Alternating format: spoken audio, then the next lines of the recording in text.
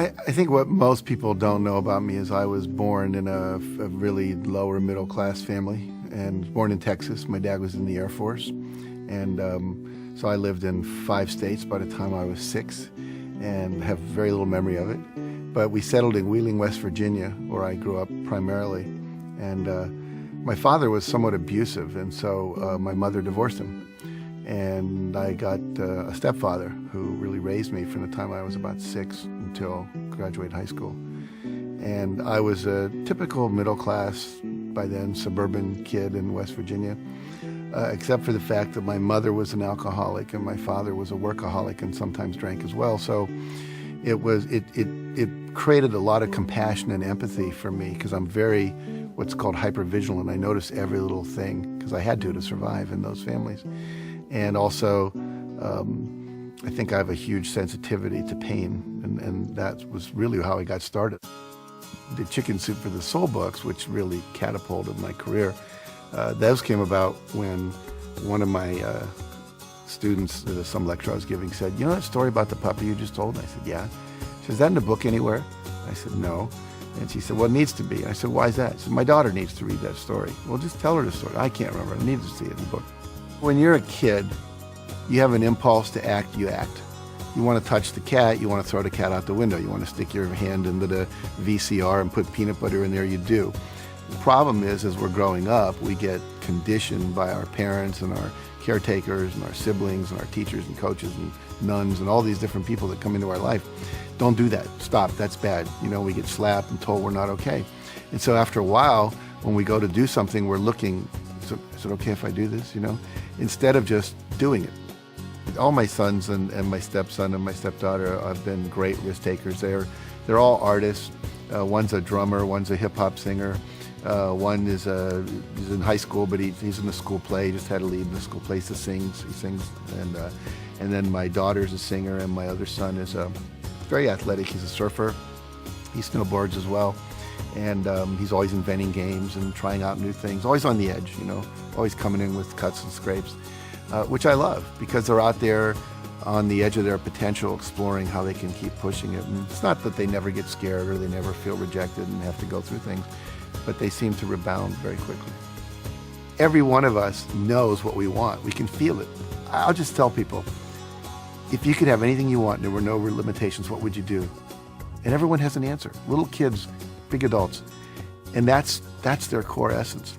And if we all just fully do that which we're passionate about and understand the principles for how to bring that into being, then I believe the world will work perfectly. And that's why I do what I do.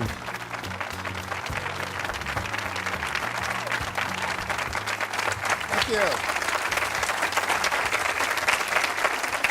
Thank you very much. Well, it's a pleasure to be here and to share these ideas with you and really help you take your life to the next level, which is what we all want to do, or we wouldn't come out to these kind of events. I'm going to start by sharing with you a number of very important critical ideas. And the first one is this one. There's a friend of mine, his name is Orrin Hudson, and he was the Alabama State chess champion. And he grew up in the ghettos of Birmingham and became a chess champion. Then he was the #1 Cadillac dealer and became a professional speaker. And I was talking to him, we were having lunch together down in New Orleans, and it was at a professional speakers convention, and we were talking about my new book, The Success Principles. It was about to come out, and he said, to me, success is like knowing the combination to a lock. He said, if you know the combination to a lock, it doesn't matter if you're male or female, white or black, Hispanic or Asian, you're 55 or you're 16, your IQ is 150 or your IQ is 93. If you know the combination, the lock has to open. And the problem is, most of us are going through life and we don't know the combination. We maybe have 3 of the 4 numbers we need, but we don't have them all. And so the idea is that what I've spent 30 years of my life doing was researching what is the combination to the lock, interviewing people at the top of their careers, whether they were athletes, politicians, people in business, etc., and saying, what is this combination? What is the system? And if you know a system always produces a predictable result. You know, if you use my Aunt Betty's apple pie recipe, it always comes out really good if you do what it says, because it's a system that's proven. And so I want to share with you the basics of a system that works. No matter what you're starting out at, wherever you are, it will work for you. And you may remember oilman J. Paul Getty. He was at one time the richest guy in the United States. And he said there are 3 secrets to success. It's very simple. He said, you have to get up early, you have to work hard, and he said, find oil. It's that simple, okay? Now, obviously, it's not that simple. If it were, we'd all just go do that. And so I wrote this book called The Success Principles, and in it there are 64 principles of success. 64. Now, that's a lot. A lot of people go, you know, that's like too much to learn. So what I've done for you today, we're going to cover about 8, 9 of those principles, the core essence, the necessary building blocks that if you do them, they'll take you to the next level. Now, the promise I always make people is threefold. If you do this work and you apply it to your life, and the key is apply it, not just listen to it, but put it into practice. Number 1, you can double your income. And number 2, you can double your time off. And you can create more balance in between your work life and your family life and have a lot more fun. And you can do that in 3 years or less. Now, how many people here, if you could double your income and double your time off in 3 years or less, would be interested in learning how to do that? Okay, good response. We're talking to the right crowd. So basically, how do we do that? And I first of all want to tell you that it is possible, because a lot of times people go, well, how do I know I can really trust you?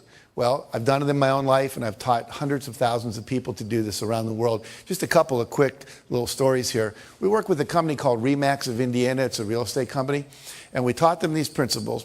And in the first year, 65% of the people doubled their income.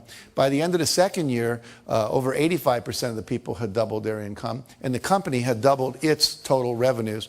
And went on, many people tripled and quadrupled their income in 2 years or less, okay? In my own life, here's one of my students, Scott Schilling. He said, I took your training and I learned these principles.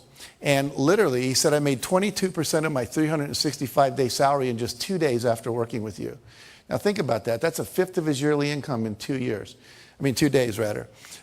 Look at my own life. I have a Guinness Book of World Records. I had 7 books appearing on the New York Times bestseller list on the same day. Stephen King was the only guy that had 6 before that, and he had done that book, The Green Mile, and it came out in 6 chapters. No one's ever done that since. Here's a check written to me for $1,130,328.35. It's the first check our publisher had ever written for $1 million. He actually put a smiley face in his signature, if you can look real. He was so happy to have to write that kind of check. And that represented 3 months of book royalties for the first Chicken Soup for the Soul books. And that year, Mark and I both made $6 million, my co-author, and I split a $12 million royalty on that. Now, I share that with you not to impress you about me, but to impress upon you if little Jack Canfield, who grew up in Wheeling, West Virginia, and who graduated from the half of the class that made the top half possible, can do this, then literally anybody can do it. It's not about brain power. It's about knowing the principles. Gravity always works. If I drop this, it always falls. It's never floated. Never had that happen in my life. And so if you know the principles, you can use them. Like we can make water flow downhill. All the drainage systems in your house take advantage of that. Gravity works. So what are the principles, again, that work for us? Now, Jim Rohn says you can't hire other people to do your push-ups for you. I love that quote. I can't hire, what's your name? I can't hire Robin to go to the gym and work out for me and have my muscles get more toned. I can't hire you to meditate for me and I'm going to get a higher consciousness. I can't hire you to do my planning for me at night so my day is more organized the next day. All the things I'm going to teach you are things that you have to do. There are things that no one else can do for you. There are things. You can delegate certain things in your life, but not your health care, not your meditation, not your exercise, not these principles and strategies that we're going to be learning here today. So the first principle, building on that, says you must take 100% responsibility for your life and your results. And what that means is you have to give up all blaming, all complaining, all excuse making, all looking out at the world and saying, well, if the world were different, then I would be better off. Right now, we're all upset about the Chinese and the Indians are using more oil, which is sending the oil prices up, and we wish that wasn't happening. Some of you may love the president we have, some of you may not. We go through all these things where we say, if it wasn't for that, if it wasn't for the war, if it wasn't for him, if it wasn't for her, if it wasn't for the economy, then my life would be working perfectly. But there's a little formula I learned that's very, very powerful, and it really is the basis of everything I teach. It says E plus R equals O. And what that stands for are the events in your life, you have a response to them, and that creates outcomes. And everything in your life that you experience, whether you love it or you complain about it, is an outcome of how you've responded to earlier events. For example, if I put $200 in front of you and you go out and party with it, a month later your net worth hasn't increased. But if I put that $200 in front of you, that's the event, your response is you invested, and then a year later, maybe it went up to $250. So now your net worth went up. Same event, different responses. What's your name? Valerie. Let's say I say to Valerie, of all the people I've ever met, Valerie, you have to be the biggest idiot I've ever met in my life. Now, how many people think that would raise her self-esteem? No hands go up. How many people think that make her self-esteem go down a little bit? Yeah. See, everyone that just raised your hand was not listening to the lecture called E plus R equals O. It's not what Jack says to Valerie. It's what Valerie says to Valerie when Jack stops talking. She might have said, oh my God, the man's only known me a few minutes. How'd he figure it out so fast? Right? Her self-esteem would go down. Or she might say, Canfield's only known me for a few minutes. He can't really know what I'm like. I'm sitting in the front row. People that sit in the front row are really willing to participate. I've got a good ego structure. You see me smiling at my jokes. Besides, I'm one of the more attractive women in the room. Probably can't keep his eyes off me anyway. Now, if he said that, which way would her self-esteem go? It would go up, see? So if she says that. So basically, it's not what people say to you. It's not what they do to you. The world's just out there worlding. It's not personal. And if you want a different outcome, because E plus R equals O is like 2 plus 2 equals 4, and if you're not happy with 4, you've got to change your response. The word responsibility means you have the ability to change your response to something other than what you're currently doing. And if you would do that, you would get a different outcome. Does that make sense? Yeah. So basically, we are responsible to change our behavior until we get the outcomes we want. And that's kind of an experiment. You never know if something's going to work or not. Maybe you're distant from your spouse and you try a new communication technique you learn in a workshop and it works. You go, ah, great. Or maybe you try and it doesn't work. Well, there's just about 500 more you could try. You know, you could read Men Are From Mars, Women Are From Venus, Children Are From Hell, one of those books. And just kidding. But, you know, there's so much out there, so many good techniques. And unfortunately, most people don't experiment with trying on new ones. Life should be approached as a huge experiment. And you just keep experimenting until you get it right, okay? All right, we talked about that, so we'll go to this. E plus R equals O again. I want to give you a business example. A friend of mine during the first Gulf War was a Lexus dealer, and people stopped coming in to buy Lexuses. They were all watching CNN and CNBC and watching the war on TV. And plus, we were having a minor recession, so people were holding on to their discretionary income. So what happens was, he said to his staff, E plus R equals O. There's a war. People are watching TV. Our responses, we've been doing the same thing. Ads on the radio, ads in the newspaper, waiting for people to come in. Well, they're not coming in. We better do something different. We're not going to go out of business, but we're going to take a huge economic hit if we don't. So they tried 4 things, one of which worked, and I'll tell you what that was. They said, if the people aren't coming to us, let's take cars to where they are. Okay? So they would go out with 5 or 6 Lexuses, and they'd go to a party. What's your name, sir? Tom. They go up and say, Tom, what do you do for a living? I'm an investment banker. You're an investment banker. How's the investment banking business doing these days? Great. Doing great. What's he eventually going to ask me? What do I do? And I'm going to say I'm a Lexus dealer. And then I would say, have you ever driven a Lexus? Yes. Yes. Did you like it? Loved it. Loved it. You know, we have a new LS400 outside, never been ridden by anyone. It's got the new Nakamichi sound system, quadraphonic sound. It's got the tilt-back mirrors. It's got the new seats that have the air that comes out that can keep you warm or keep you hot, depending on what you need. Would you like to take a little spin with me, see what it's like? Great. So we go and we take a little spin in the Lexus. Now you come back in.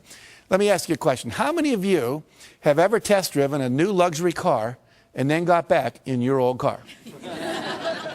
You know that feeling? You were really satisfied until then. Well, they ended up selling over 60% of the people they did that with a new car within 2 weeks. Because they didn't wait. They tried something different. And if you keep experimenting like that, you'll find the R that works, but you have to be willing to take a risk. And the reason most of us don't do that is we don't want to feel uncomfortable, because all new things require discomfort. I'd like you all to do this with me real quick. Fold your hands like this, and you can do this watching at home, in your hotel room, wherever you might be if you're watching this on a TV set. And notice which thumb is on top, your right or your left. And whatever that is, I'm going to ask you to unfold all your fingers and have the other thumb show up on top. Okay? Don't just move a thumb, but all the fingers are moving. Now, how does that feel? Uncomfortable, awkward, strange, yucky, wrong, not me, right? Now, what does your body want to do? Go back. Wants to go back, so let it go back. How's that feel? Most of you said better. Tom over here went, oh, like, I'm me again, right? What happens is, literally in life, this is what stops most people from being successful. One of the things is that they would rather be comfortable than do what's required. Anytime you do something different, it's uncomfortable by its very nature. Now, most of you remember learning to drive a car. You were probably awkward. You know, you forgot to hit the clutch when you hit the brake. But after a couple months, you're there driving with your knee. You got a Big Mac in your left hand. You're breaking up a fight in the back seat with the kids with your right hand. No big deal. But you have to be willing to go through that awkward, uncomfortable stage. And most people, unfortunately, won't do that. And so they get locked in what we call their comfort zone. So what I want you to do is to realize that life is an experiment. You have lots of responses that are possible. And I'm going to teach you some of those new ones, perhaps, that you can apply to your success. So there's three kinds of responses. Number one is your behavior, what you do and say out loud. Number two is your thoughts. Number three is the images you hold in your head. Those are the only three things you have any control over in your life. What you say and do, the thoughts you think, and the imageries that you hold inside your head. So we're going to look at this whole area of thoughts for a minute. And I'm going to ask somebody to come up here and volunteer to do a little exercise with me. It'll take about 1 minute. So, okay, great. What's your name? Marianne, very good. Come on up, Marianne. And I'd like you to turn around and face the group. Now, are you right-handed or left-handed? Right-handed. Right-handed. Is your left arm okay? Any injuries going on here? Very good. So what I'm going to do is push down on your arm. I want you to push up, okay? So we'll see how strong you are. Very good. Now, you said your name was Marianne? Yes. So say, my name is Marianne, out loud. My name is Marianne. And then resist. That's a very funny last name. But let's... So my name is Marianne. My name is Marianne. And resist, good and strong. Now I want you to make up a name that's not yours. My name is Margaret. My name is Joe. Any name at all, and just say it, and then I'll test your arm. My name is Kathy. Say it one more time. My name is Kathy. And resist. What happened to your arm? It went down. Was it as strong? No. No. And my name is Marianne. Say that. My name is Marianne. And then say, my name is Kathy. My name is Kathy. And without any effort, it goes down. Now see, when you lie, this whole set of muscles goes weak. Okay? Literally, the whole Michael Jackson trial could have taken about 1 minute. All right? And we would have known one way or the other. But see, the reality here is that your thoughts affect your physiology. We just saw that. The brain wasn't designed to lie. It was designed to perceive truth and organize truth and express truth. Then things work. Otherwise, you're called psychotic or you're called a liar and gets in trouble and so forth. So let's look at one of the lies we tell ourselves. I'd like you to think of something you always wanted to do, Marianne, that you didn't think you could. Like, I can't sing, I can't bowl, I can't skydive, I can't start a business and run a family. You know, anything at all that feels true for you. Okay. It would take me a minute. That's okay. I'm kind of confident. Okay. You got one? Mm-hmm. Okay, can you say it out loud? I can't swim in the ocean out too far. I can't swim in the ocean out too far. So say it again. I can't swim in the ocean out too far. And notice what happens to your arm. Now say, I can swim out in the ocean as far as I want. I can swim out in the ocean as far as I want. One more time. I can swim out in the ocean as far as I want. And resist. Notice what happens now. You're twice as strong. So what happens is when you say I can't, you actually weaken yourself. You weaken your resolve. You actually change your physiology, become less resourceful. You're less capable to actually do the thing you're saying I can't. So it becomes a self-fulfilling prophecy. Do two more quick things with me. Close your eyes and remember a failure experience in your life. You're not going to have to share it with anybody, just to yourself. But you set a goal and somehow it didn't work out. And when you can remember such a time, just nod your head. Okay. You got one? Okay, so I want you to visualize what you saw at the moment you knew it wasn't going to work. There's the pink slip, person slamming the door, whatever it is. And when you have that image, just imagine, just nod your head. Okay, and notice what happens to your arm. Now open your eyes. Did you eat any meals today? Yes. Name one thing you ate.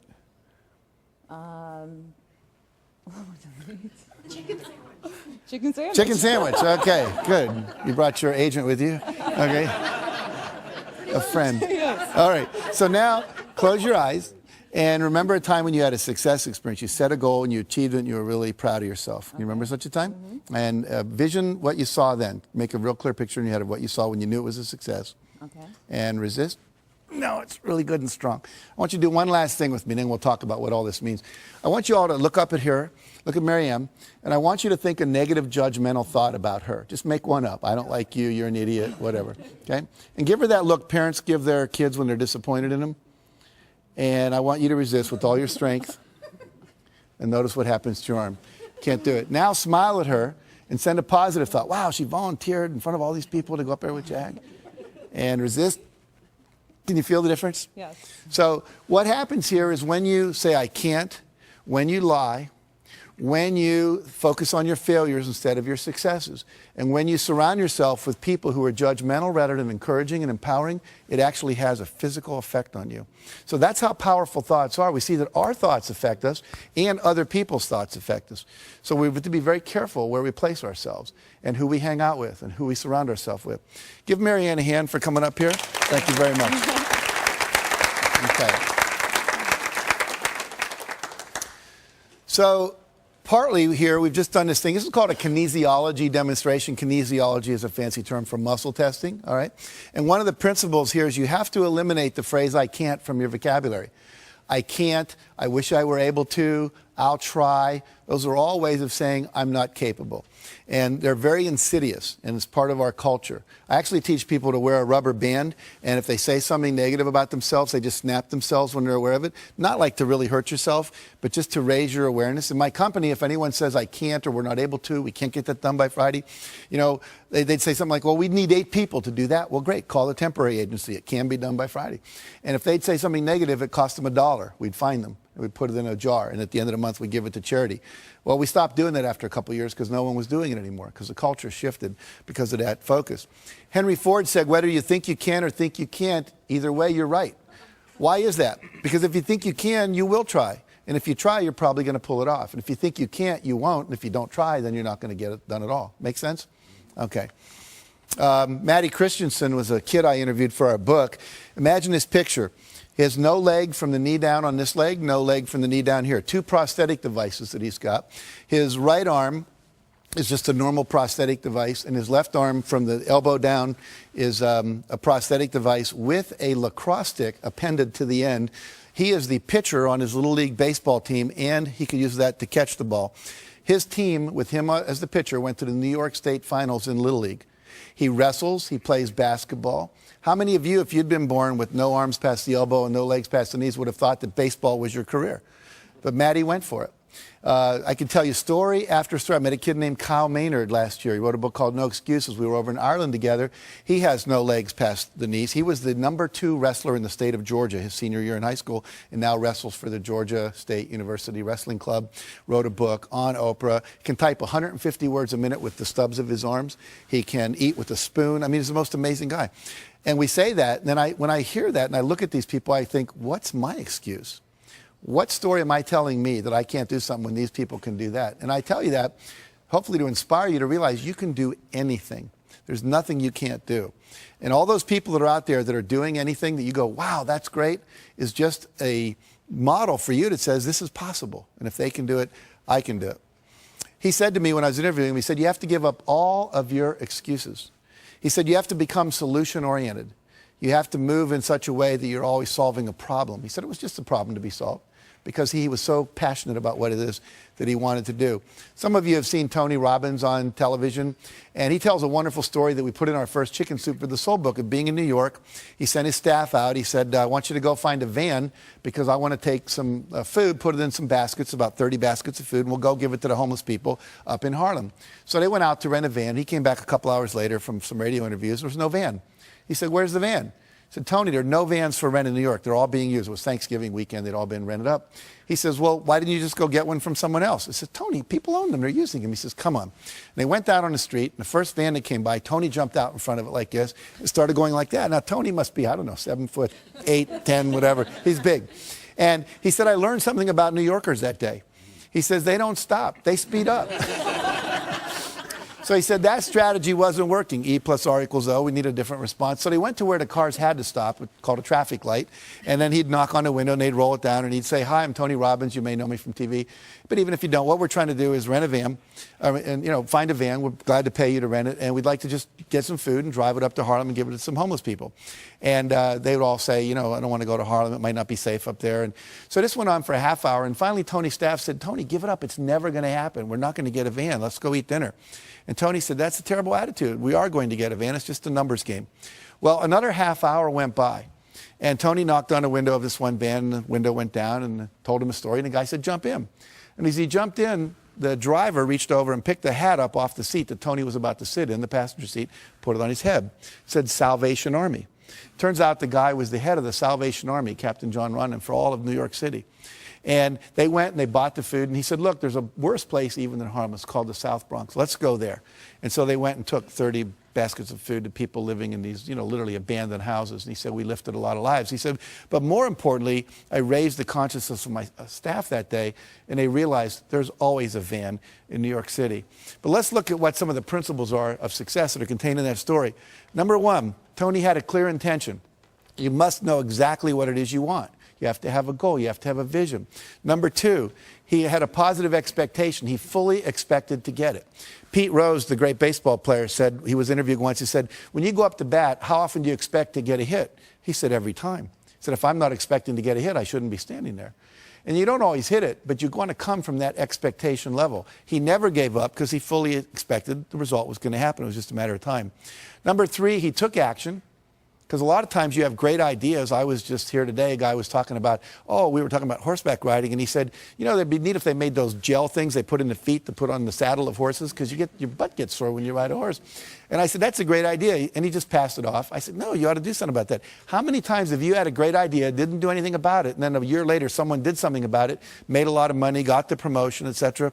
So when you have the idea, the inspiration to act, it's time. Act. And you don't have to know it perfectly. You can drive from here to California, wherever you might be, assuming you're not in Hawaii, by going west. And what happens is that you don't have to see the whole route. You only need to see 200 yards ahead of you. At night, you can drive just with your headlights, and the headlights keep moving with you.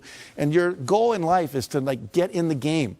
You don't have to see the whole blueprint. You just have to see the next steps, the next steps, the next steps. And if you keep taking the next steps, eventually you get to where you want to go. Does that make sense? And then he persevered. He never gave up. Some people give up too soon. We were rejected by 144 publishers when we did Chicken Soup for the Soul. Most people don't know that. What if we'd have stopped after 100? Said, "Well, this isn't going to happen." I wouldn't be standing here talking to you today. We just kept on going until we got the result. It took us a year and a half to sell that book, but we sold it. Now, the last thing is called law of attraction. We believe that when you are vibrating at the level of 100% expectancy that you're going to get something, it's already a done deal. Piece of cake, no big deal. We're going to win this thing. We're going to get that contract. I'm going to make this thing happen. Then what happens is the universe literally responds. And we're going to talk about this a little more later. Now, who is the most perfect guy to come in a van for Tony? Could anyone be more perfect than the head of the Salvation Army who knew all the places in New York and was committed to doing this? Well, they had to wait for an hour because he wasn't there yet. See? So sometimes when you're doing this, you're putting on it the vision of this should happen by this date.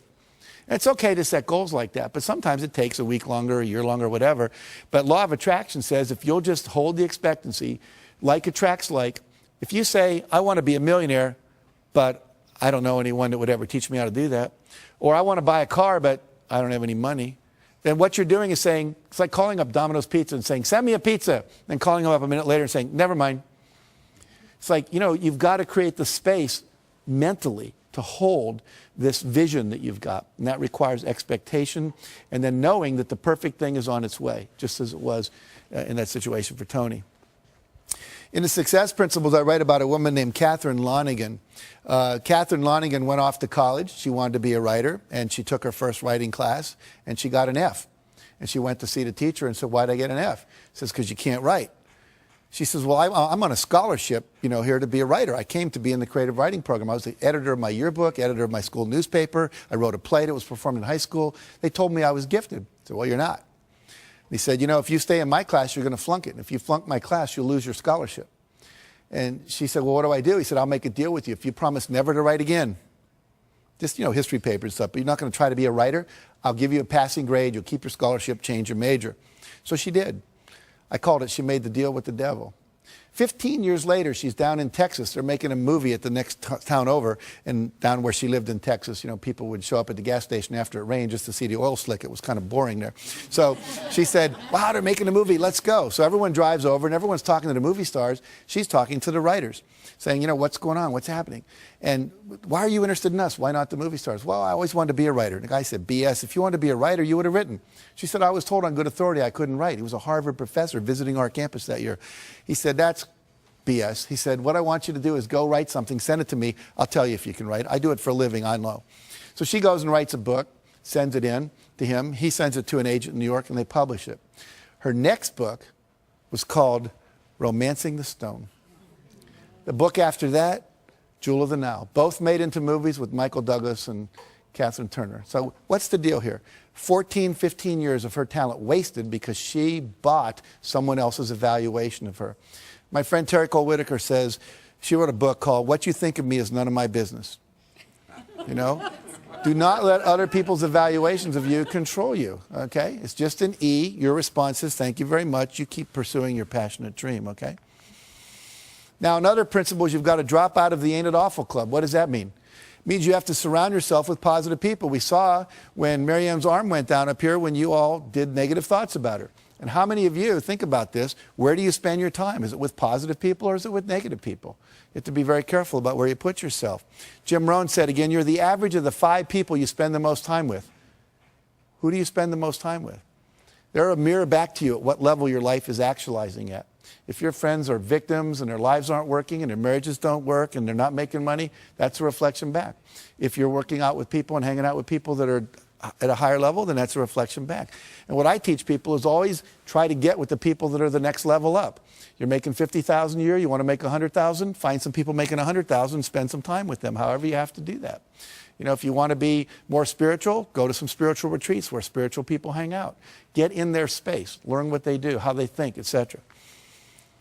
We had a story in the second helping of Chicken Soup for the Soul. Carl Coleman's driving to work when his car collides with another woman's car, and they get out, and she's crying, and he's like relieved. This is a minor fender bender. Why are you crying? She said, you don't understand.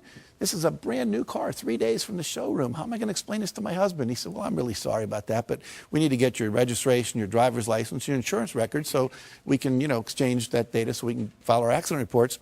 So she goes into the glove compartment of her car, opens up the manila envelope and everything's in. And on top of that, there's a message written in handwriting by her husband. And it said, in case of accident, remember, honey, it's you I love, not the car. See, the women all go, oh.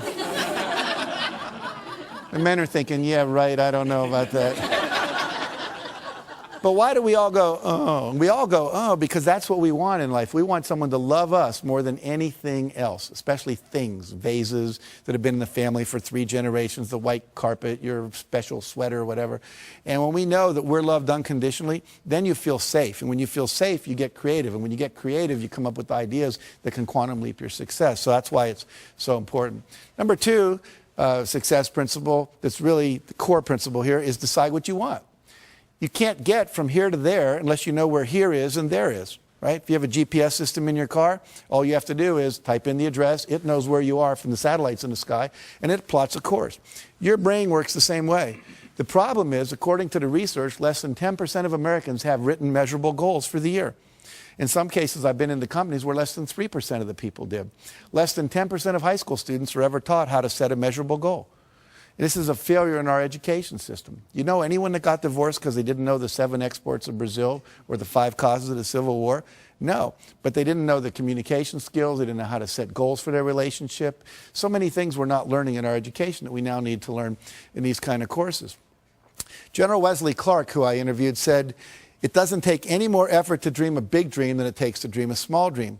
So if you're going to decide what you want, go for what you want, not what you think is possible. Most people hone down their dream because they can't see how they can do it. And I'm saying to you, dream as big as you want.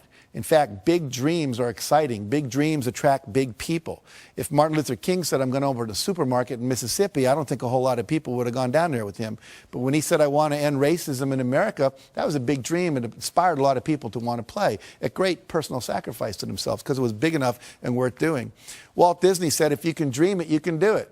Which means that you're never given a dream that comes out of your own desire place that isn't something you have the capacity to fulfill. You may have to learn some new skills. You may have to partner up with some people. You may need to learn some, how to access some new resources along the way.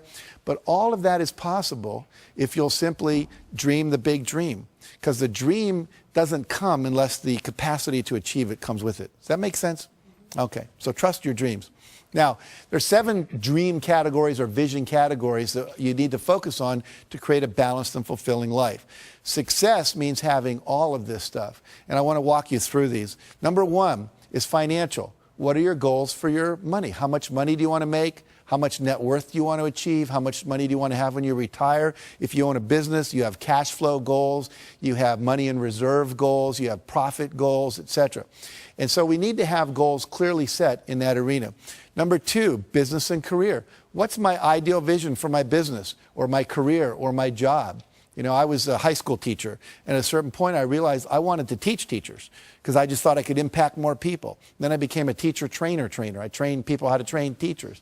And now I'm teaching, on television around the world. So it kept growing. The goal changed, but it was always like, what is it that I want to be doing with my life in relation to my business and career? Number 3, fun time and recreation goals. One year our fun time goals, my wife and I, was learn salsa dancing. This past 2 years I've been learning to play the piano. My goal is to play Jesu Joy of Man's Desiring as well as Bach could have played it when he wrote it. I'm not there yet, but I'm working on it. And so, 1 year was to go to the Eiffel Tower. We took our kids and we walked up as far as they let you walk, which is about 2/3 of the way up there. Number 4, health and fitness goals. These are things like weight you want to achieve, cholesterol levels. Maybe you want to run a 10K or a marathon. There's just so many possibilities in that arena. Maybe you want to, have your waist come in by a couple inches. You want to grow some hair back. There's just a number of things you can decide about in that arena of health and fitness. Number 5, relationships. What would your ideal relationships look like? One year I decided I didn't have enough male friends. So I created this thing called Boys Day Out. I'd read this article about Kenny Rogers, the singer, and he brought all these athletes down to his ranch in Virginia, and they would spend a week playing all these different games, tennis and soccer and basketball, and I thought, well, I can't do that, but a day a month would be cool. So I asked a bunch of guys that had control of their schedule, lawyers and psychiatrists and people like that, and we created this day, and we would do guy things. We'd pitch pennies, throw baseball cards, play soccer, go to the racetrack, do ice hockey, broom ball. You name it, we attempted to do it. And it was really a lot of fun. And all of a sudden, I had the guy energy that I needed in my life. Instead of just complaining about not having it, I said, what's my goal? I want this many men friends, and I set out to create it. Number 6 is personal. And this is just things you want to do because you want to do them. You want to write a letter and get it published in the newspaper. You always wanted to act in a play, just, because you thought it'd be cool, or record a song. Or this could be where your personal growth goals, your spiritual growth goals are. You want to reach enlightenment before you die, learn to meditate, get to know a closer walk with God. Whatever it is for you, that's that arena. And finally, contribution and legacy. What is it that you want to leave to the world? What's your vision of your contribution that you leave behind? We've planted over 1 million trees through our work we do. We've given over $3.5 million in the last couple of years to all kinds of charities, limbs for kids that have lost them, child abuse prevention, so forth and so on. So we picked 5 or 6 areas. We said, we want to make a difference there. Habitat for Humanity, we built some houses and so forth. So what is it you want to do? Pick one thing in your vision and go for it. Now, if you had success in all these arenas of your life would be balanced. Your life would be fulfilling. And here's the neat thing. Nobody can tell you what you should want in any of those areas. It's what you want, not what your mother, your wife, your pastor or anyone else says you ought to have, but what do you really want to achieve in your vision? And I usually ask people to look 5, 6 years out about that. You can look farther if you want.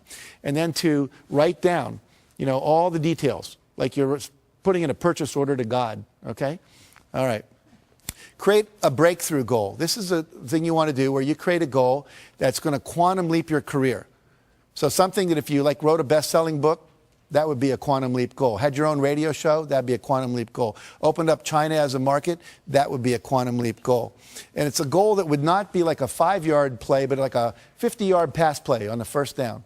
And so what you're going to do is set that goal. And here's some examples of past clients of mine. Create a $10 million revenue stream through internet sales. Create my own 30-minute talk show. Get our products sold on QVC. Secure a $10 million line of credit for their company. Teach a weekly holistic health class for the public. And become a wellness coach for a major corporation instead of continuing being a doctor on call all day. And what you do is with your breakthrough goal, once you've decided what that is, you do something we call the rule of 5. Write your goal on your business card and carry it like I carry mine in my wallet at all times.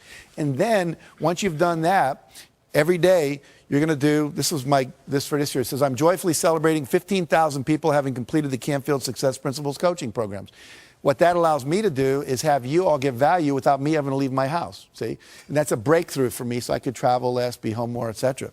And with the breakthrough goal, we say the rule of 5. That means every day you do 5 specific concrete actions to move that goal forward. You're not going to do that in all 7 arenas of your life. It's just too time consuming. But if I wanted to be a best-selling author, then maybe I write for so many minutes. I do some interviews each day.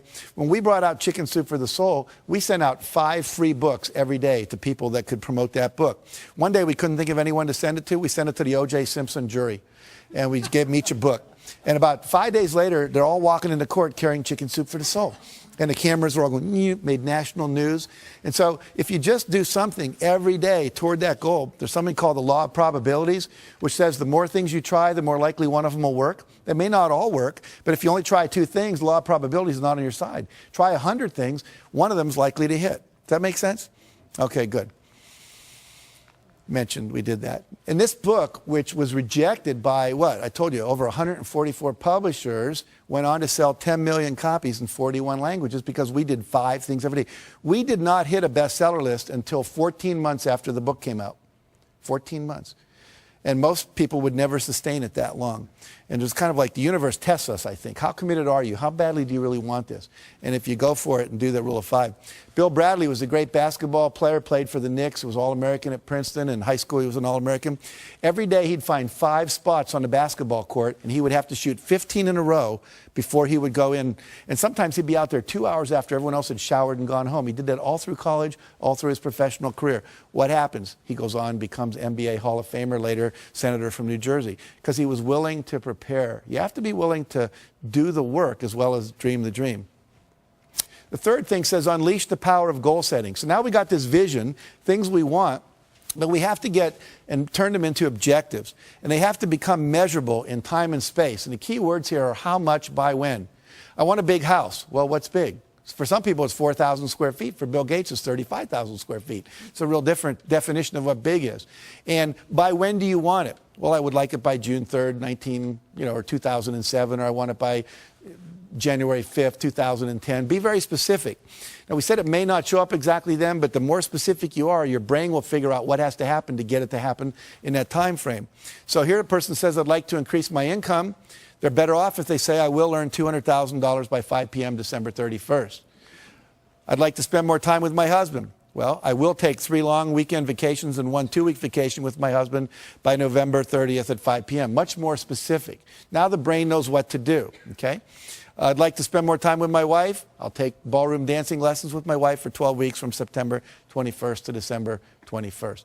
As soon as we get specific, there's a part of your brain that starts calculating what to do. If you call a travel agent and say, want to go on a trip, what's the first thing they ask you?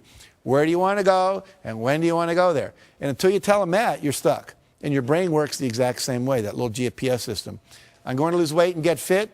Needs to be, I'll weigh 190 pounds or 140 pounds by a certain date. Make sense?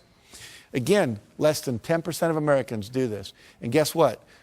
10% of Americans own 90% of America. And guess what? They're the same people because they're clear about what they wanted, clear intention. All right. Next area is images. We now know that your body cannot tell the difference between a real event and an imagined event. Okay? If I were to have you close your eyes and imagine you were standing in the middle of a very small terrace on top of the tallest skyscraper in the world, you'd start to have queasy stomach and your hands would sweat because your body would really think it was there, even though you were safe in this room. Now, we can use that principle to our advantage to create success by using this power of visualization. And here's an example. One basketball team at Ohio State University, they took and they said, we want 1/3 of you, they all had equal foul shooting records, to not touch a basketball for 30 days. The other third, we want you to go out and practice basketball every day for a minimum of a half hour, preferably an hour, shooting foul shots for 30 days. And the third group, they said, we just want you to close your eyes and visualize shooting foul shots. Don't touch a basketball for 30 days. And guess what? First group, as you'd imagine, showed no improvement.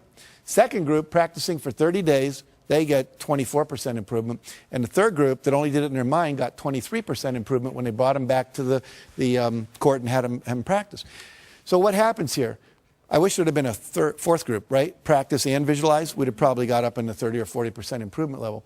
But what this tells us is simply by visualizing your goal is already completed, by seeing it nothing but net every time, the body starts to respond and adjust itself to create the result. So one of the great success techniques is people that are super successful are often called visionaries, and the reason is they close their eyes and they see the future. You create your future by envisioning it. Okay? And I recommend you do that every day, at least twice, once in the morning when you get up and once before you go to bed. They did a study at NASA where they took astronauts and they had them wear concave lens goggles, which meant you see the world upside down. Imagine trying to negotiate relationship with me and I'm hanging from the ceiling and my right's my left. It'd be pretty complicated. These goggles had no peripheral vision and they had to wear them 24 hours a day for 30 days. What they were expecting was to see if they'd get nauseous, become hostile, lose sleep, to see how they'd handle disorientation in outer space. What they hadn't predicted was that about 25 to 30 days into it, every one of the astronauts, their brain flipped the image right side up again. They're still getting upside down input, but they created new neural pathways. And they came out of this, the psychologists came up with something they call a 30-day principle. And what the 30-day principle says is that if you want to change a behavior, change a habit, anything at all, you must, in fact, do it for 30 days. Uninterrupted, because they tried a subsequent experiment where they had half the astronauts take their goggles off on day 15, keep them off for one day, put them back on again. Took another 25 to 30 days before they flipped them right side up again. So we know that it's current, contiguous, everyday repetition. This is why most New Year's resolutions don't work. It's why most corporate change programs don't work. It's why most of our school programs don't work. There's not that 30-day uninterrupted. This is why basic training in the Marine Corps does work, because they got you down there for 6 weeks and they're not letting you out of their sights and you're in a context that's held tight for that 6-week period. So if you want to visualize, your goal is already achieved, minimum of 30 days. That make sense? Okay, good. Let's see here. I'm going to skip over that real quick and get to this. Now, the reason this works, where your vision becomes real when you visualize what it is you want, is there's two things that go on in your brain. You have a vision of what you want. You have the current reality. They don't match. Okay? And what we want to do is purposely create that. It's what advertisers do. Imagine yourself in the new car. It's like the guy getting out of the Lexus we talked about earlier, getting in his old car. The vision of what's possible no longer matches the reality, and that creates a little dissonance or structural tension in the head, which we call motivation, which says, I want that. Until we had that, there was no motivation to do anything different. Any of you women ever experienced visiting a friend with a new kitchen, and then you come home to your old kitchen, and they've got all the new granite and the new appliances and everything's cool? Your kitchen was fine until then. So we want to purposely do that to your brain to motivate you. So you vision the thing you want, your goals and your vision. You hold that in your mind every day for about 10 minutes in the morning, 10 minutes at night. If you have 10 goals, you can cycle through them. I put mine on 3x5 cards, read them, and I close my eyes, see the vision as if it's already accomplished, see the car I want, the program happening in Singapore that we're doing, whatever. Then I go to the next one. I just keep cycling through the cards until I go through all of them. What happens then is you get a perceptual shift. You start to see things in your environment that were always there that can help you never saw before. You get expanded creativity. You start noticing that the things that you want, you wake up in the middle of the night, you're in a shower, you start going, oh, that's how we can do it, that's how we can do it, that's how we can do it, that's how we can do it. And unfortunately, most people aren't having those kind of breakthrough ideas because they're not holding the vision. The third thing that happens is you have increased motivation. You'll find yourself doing things just out of nowhere, boom, you get up and you do something, like volunteering. Sometimes people do. That's not like me, but you just do it because you've been holding this that creates it. Now, what happens is that then creates the action that you need to have for the result to occur. Now, I want to show you how this perception shift occurs because this is magical. There's a sentence up here, and we're all going to read this on the count of 3 out loud, if you would. 1, 2, 3. Finished files are the result of years of scientific study combined with the experience of many years. Very good. Now I'm going to put that back up and we're going to time 10 seconds on my clock here. I want you to count the number of times the letter F appears. How many F's are there in that sentence, okay? And when you do this, keep it to yourself. Don't say anything out loud, all right? So here we go.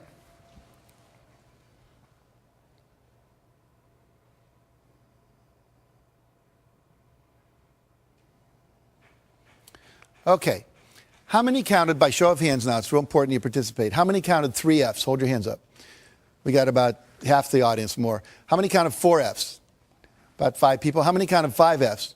About the same amount, 7 maybe. How many counted 6 F's? 1, 2, 3, 4, 5, 6, about 8 people. Anyone count 7 F's?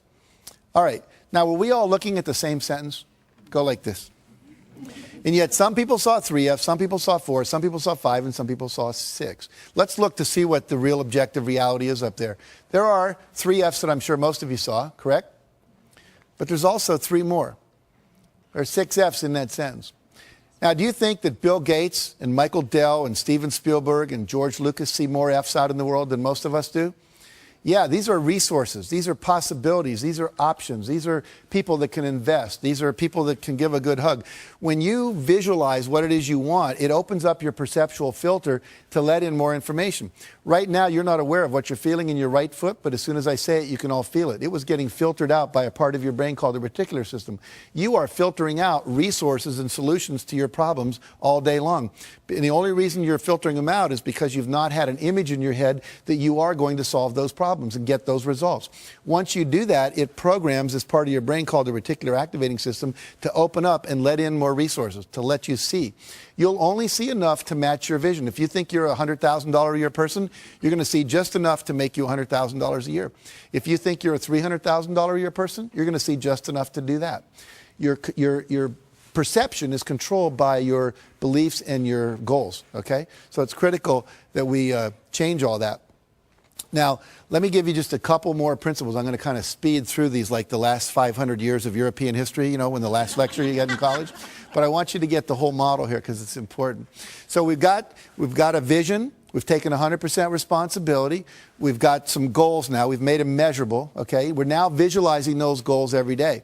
The next thing that needs to happen, I'm going to demonstrate by giving away something here. See if I can find it right here. Okay, I have a book here. It's my book. It's called The Success Principles. And I've sweetened this by putting as a bookmark a $100 bill. Okay, that's real money. And I'm going to give this away to someone here in the audience to illustrate the next principle. Who would like this? Okay.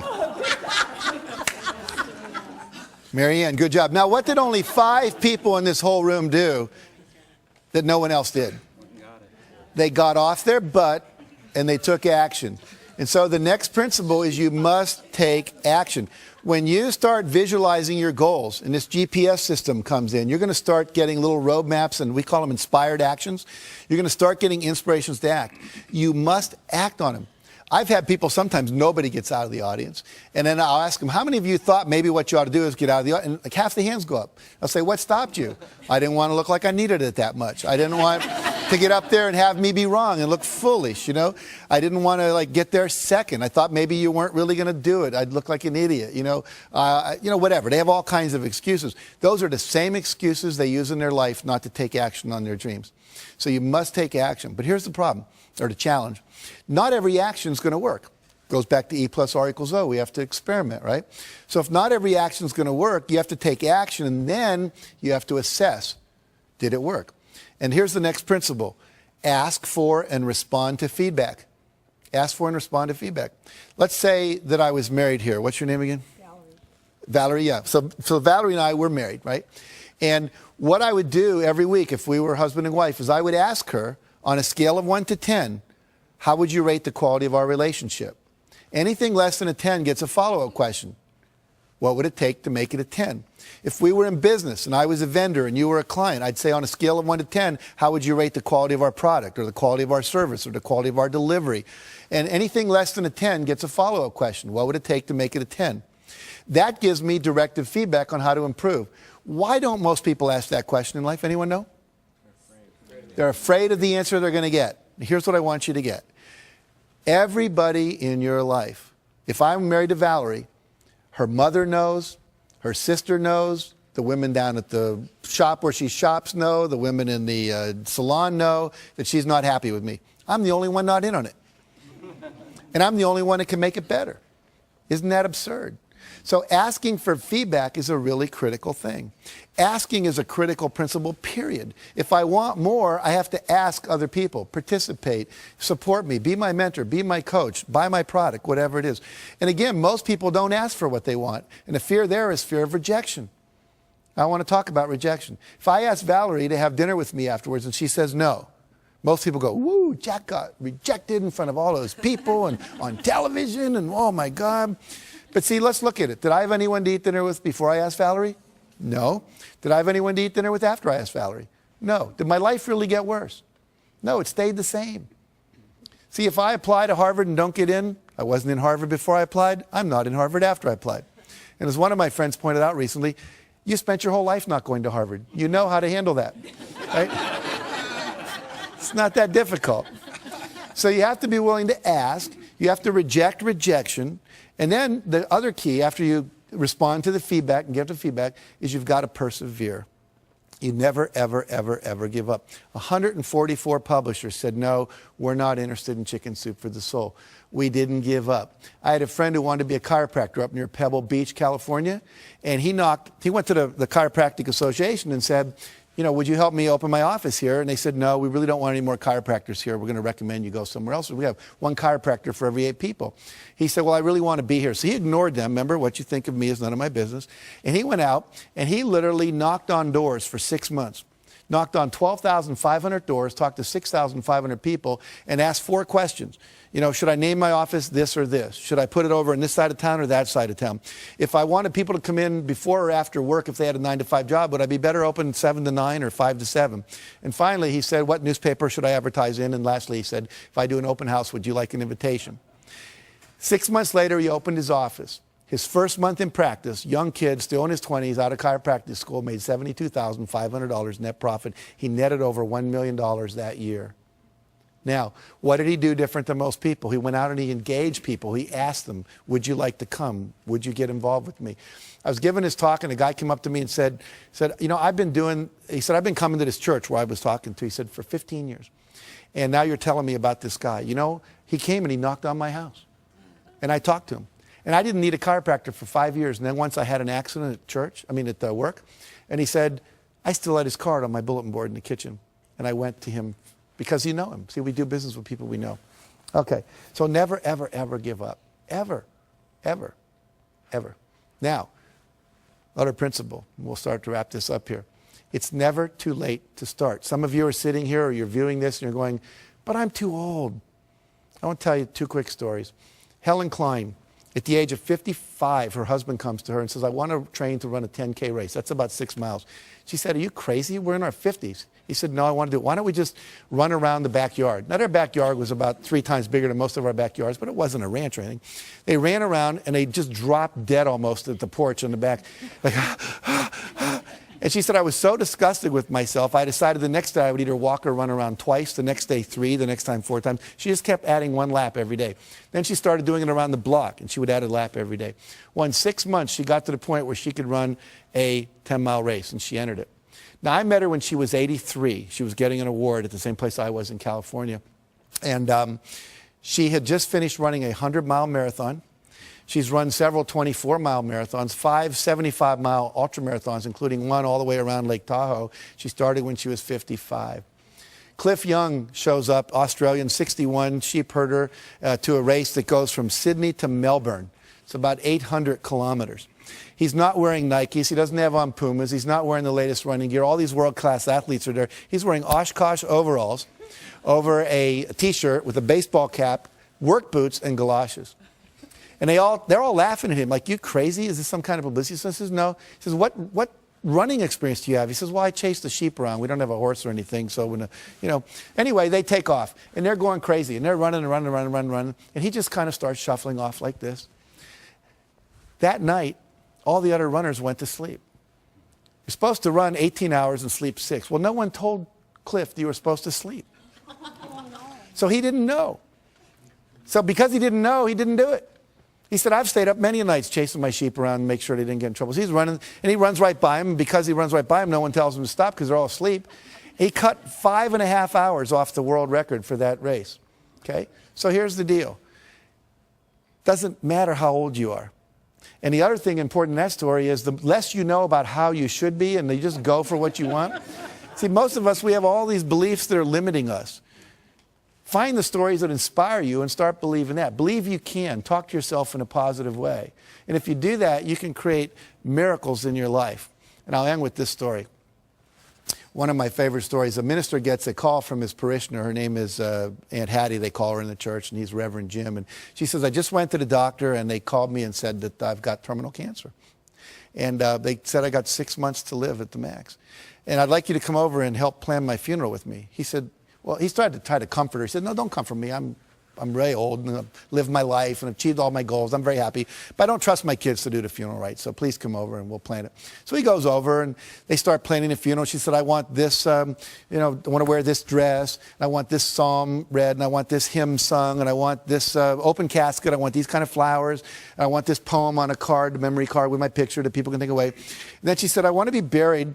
And I want to have my Bible in my left hand and a fork in my right hand. And the minister said, well, I understand the Bible in Hattie, but why the fork? She says, whenever we have those church socials and we're down in the basement and they come by and they say, if it's going to be a really good dessert, they always say, keep your fork. It's not going to be something like Jell-O or pudding. It's going to be apple pie or cherry cobbler or chocolate cake. And whenever they say, keep your fork, I know the best is still yet to come. So when people come by my coffin and they look in and they go, Reverend Jim, why the fork? I understand the Bible. She was very religious, but why the fork? You just look them right in the eye and say, Aunt Hattie knew the best was still yet to come. And so for all of you, if you'll put these principles into action and not think about them, but actually do them. And if you really want to go deeper, get the book or go to one of my seminars or whatever. You can go to my website and download things. It's just jackcanfield.com and take the forms there and use them. I promise you, for you, the best is still indeed yet to come. Thank you very much.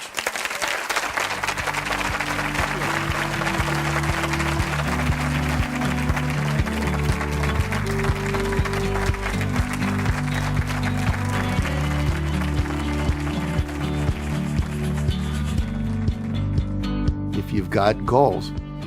You got a vision of what you want. To get from where you are to where you want to be, you're going to have to take some steps, and a couple of those may be uncomfortable. And so what? You can either sit there and justify where you are and rationalize, and I love the word rationalize, they're rational lies to justify your current reality, or you can do what's necessary to create what you want. And the people that create what they want tend to be happier, tend to be more fulfilled. Which do you want? I pick happy.